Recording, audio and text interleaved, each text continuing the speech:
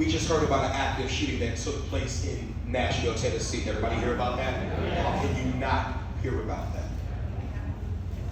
And of course, like always, the media will tend to demonize the active shooters. I tend to look at things a little bit differently.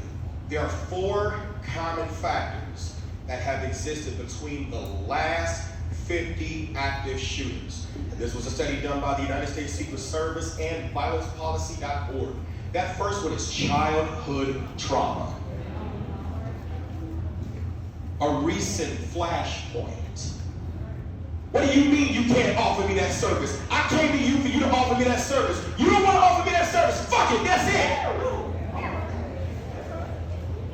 That's just how fast it can happen.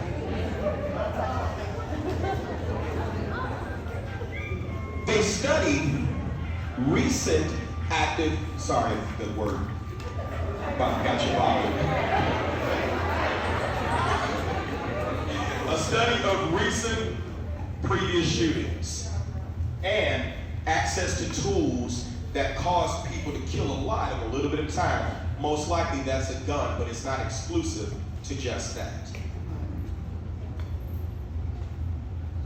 Least discussed by politicians, childhood trauma. Yes, I said it. Why? Because we need you to vote, so I can't sit there and tell you home might be the problem.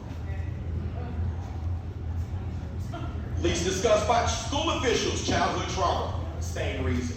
Least discussed by parents, childhood trauma. Without shame or judgment, a lot of this stuff happens at where? Home. Come on, you all, you know it. Some of you all can't say it. I get it. Least discussed by the people or the public, the behavior and understanding it.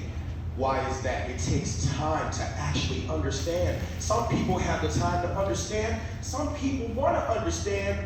Some people don't. So they'll label it. They'll call you crazy when you have a real issue that needs to be discussed. How many of you in the room have felt that? I'm talking to the inner child of those of you in here. Don't you lie to me.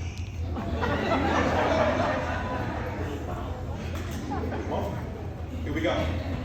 So let's talk about some things that active shooters and the victims and the public have in common, because you know, before active shooters are perpetrators, they are themselves victims first.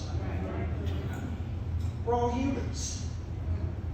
We have needs. We have a basic need to be secure, a basic need to feel loved.